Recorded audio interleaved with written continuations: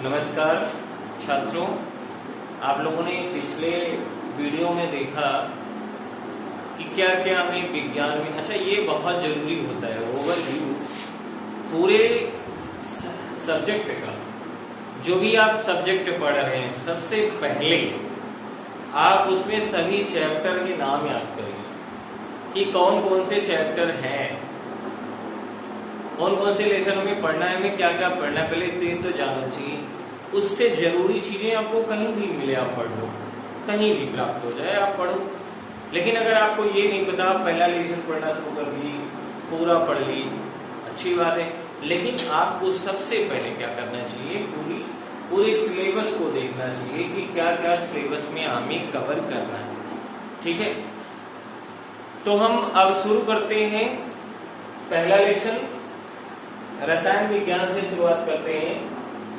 हमारे आसपास के पदार्थ, मैटर इन आवर सराउंडिंग्स। अच्छा, पदार्थ के बारे में आप लोगों ने सुना होगा, ये शब्द जरूर सुना होगा। पदार्थ क्या होता है और इसका एक और नाम है द्रव्य। पदार्थ आपने सुना होगा, द्रव्य नहीं सुना होगा, तो ये जान लो द्रव्य और पदार्थ दोनों एक ही चीजें हैं, चाहे आप द्रव्य कहो या पदार्थ कहो। इंग्लिश में भी मैटर और सबस्टेंस कहते हैं, सबस्टेंस। तो इन दोनों नामों से ये जाना जाता है। इसी चैप्टर को हम पढ़ना शुरू करेंगे। अच्छा, इस पूरे पृथ्वी पर या ब्रह्मांड में, मान लो आप पूरे ब्रह्मांड में केवल दो स्वरूप हैं। जो भी आप देखते हैं वो दो ही चीजें हैं, या तो वो द्रव्य है या पदार्थ मान लो, या फिर ऊर्जा है। ब्रह्मांड के सभी अवयवों का, सभी अवयव जिनसे ब्रह्मांड निर्मित है वो या फिर तो द्रव्य के रूप में है या फिर ऊर्जा के रूप में, और किसी रूप में नहीं है, केवल द्रव्य और ऊर्जा के रूप में सारी चीजें। अब उनमें से द्रव्य क्या है और ऊर्जा क्या है। अच्छा, ये हम कैसे पहचानते हैं द्रव्य और ऊर्जा को? इसके प्रकृति ने हमें कुछ संसाधन दिए हैं जो हमारी ज्ञानेंद्रियां हैं, आंख, कान, नाक, जीभ और स्किन, ये हमारी त्वचा है। त्वचा से भी हम पहचान लेते हैं कि ये कोई पदार्थ है या ऊर्जा है। जैसे अगर आप किसी जलती हुई गर्म कढ़ाई को छुएंगे तो आपको पता चल जाएगा कि इसमें एक प्रकार की ऊर्जा है जो गर्म है और हमारा हाथ जल जाएगा, तो उसमें उष्मा है, वो एक प्रकार की ऊर्जा है। और इसकी भी पहचान हो जाएगी कि ये वस्तु है। अगर आप नहीं देख, अभी तो आंखों से भी देख करके आप पता कर सकते हैं, आंख से, जीभ से स्वाद पता चल जाता है किसी भी वस्तु का। तो ये हमारी ज्ञानेंद्रिय है, इनसे हम पता कर लेते हैं कि द्रव्य या ऊर्जा के बारे में हम जान जाते हैं, इनके बारे में। अच्छा, अब हम देखते हैं कि इन में से जो भी अवयव हैं हमारे ब्रह्मांड में, उनमें से आखिर द्रव्य क्या है, पदार्थ क्या है।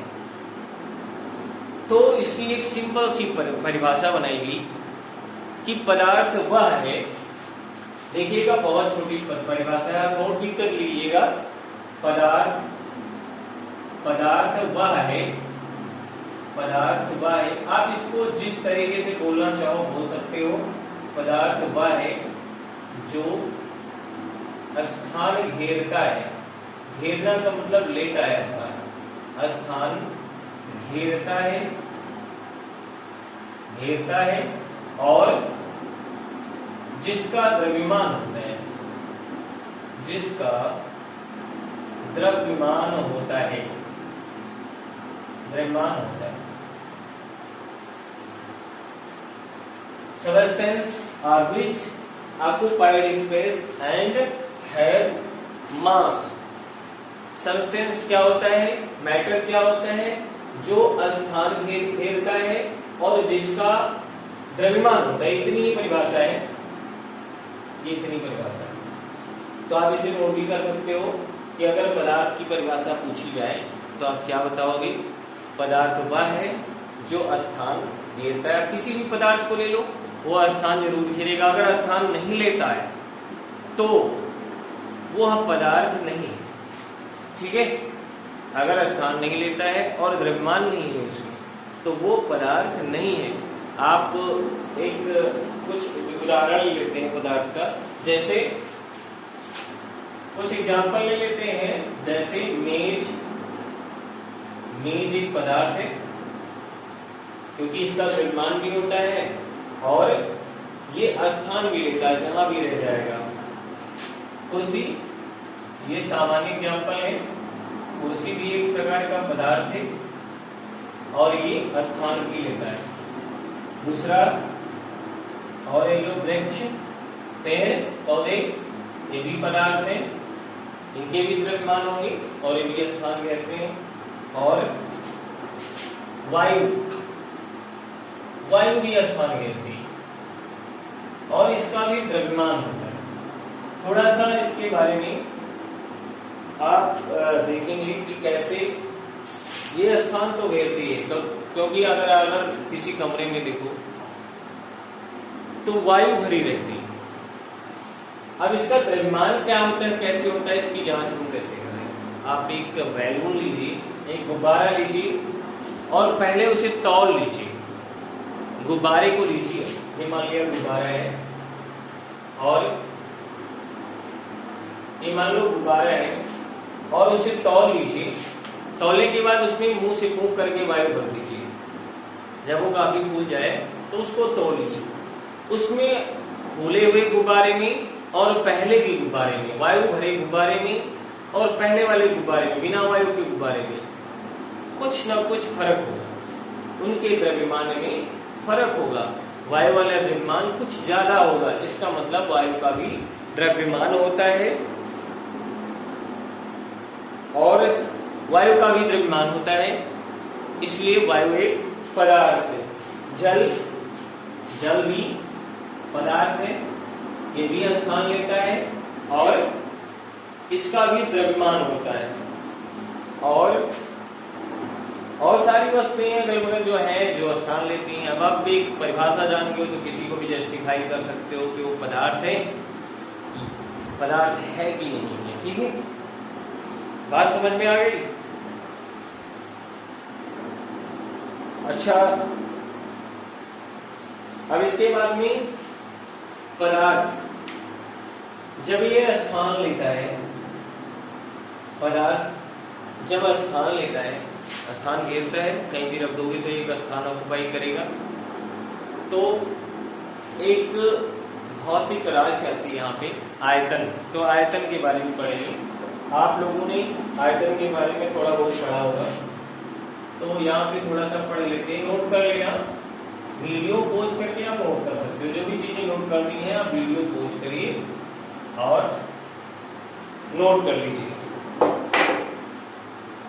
तो इसके बाद में आयतन, किसी पदार्थ का आयतन क्या होता है? आयतन, वैल्यूम, वैल्यूम।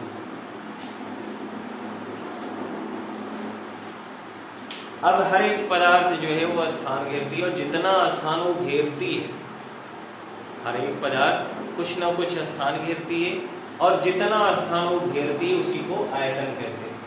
तो किसी भी पदार्थ द्वारा लिया गया स्थान उसका आयतन होता है। आयतन निकालने के बहुत तरीके, पदार्थ जिस तरीके का होगा उस तरीके से आयतन हम निकालेंगे, है ना। आप लोगों ने देखा होगा घन का आयतन क्या होता है, वर्ग का, घन का आयतन, घनाभ का आयतन, सम का आयतन, तो सबके आयतन अलग अलग होते हैं। तो जिस आकृति में वस्तु होगी उस तरीके से हम उस वस्तु का आयतन निकालेंगे। लेकिन इसका मात्रक क्या, देखो इधर मात्रक, इसका आयतन का मात्रक होता है मीटर क्यूब। ऐसे लिखते हैं या ऐसे लिख लो, मीटर क्यूब, ऐसे भी लिखा जाता है। ठीक है, मीटर क्यूब होता है ये मात्रक, आयतन का मात्रक। इसको लिखना चाहो तो इसकी परिभाषा लिख लो।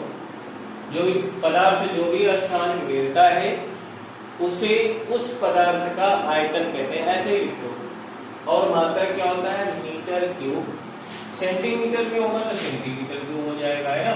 छोटा मात्रक हो जाएगा सेंटीमीटर, सेंटीमीटर क्यूब भी लिख सकते हो, सीएम क्यूब या सेंटीमीटर क्यूब ऐसे लिख सकते हो। ये भी मात्रक है, क्यूब, इसे क्यूब कहते हैं, ठीक है।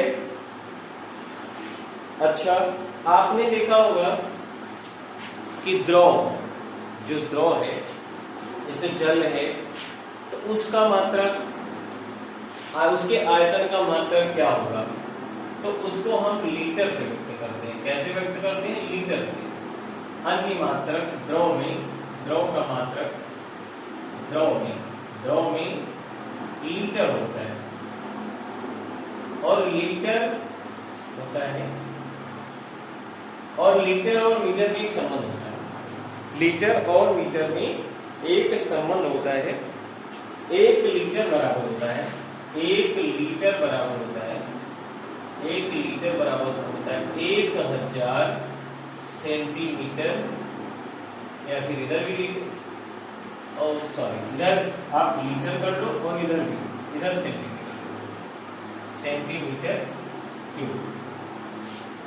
1000 सेंटीमीटर क्यूब जिसका आयतन होगा, जिस बर्तन का आयतन होगा, उस बर्तन में कितना द्रव आएगा, 1 लीटर आएगा। 1 लीटर द्रव उसमें आ जाएगा, ठीक है। तो अगर आपको कभी 1 लीटर से सेंटीमीटर में कन्वर्ट करना है, सेंटीमीटर क्यूब में, सॉरी क्यूब का मामला है, ये ध्यान रखना कि 1000 सेंटीमीटर क्यूब बराबर होता है 1 लीटर, और 1000 लीटर। अब अगर इसे मीटर में देखना हो तो 1000 लीटर बराबर होता है 1 मीटर क्यूब। ऐसे लिख लो, 1 मीटर क्यूब, ठीक है। इसे चाहो नोट कर लो, बहुत इंपॉर्टेंट है। 1 लीटर बराबर 1000 सेंटीमीटर क्यूब, 1000 लीटर बराबर 1 मीटर क्यूब, ठीक है। नोट करिए तब तक आपने,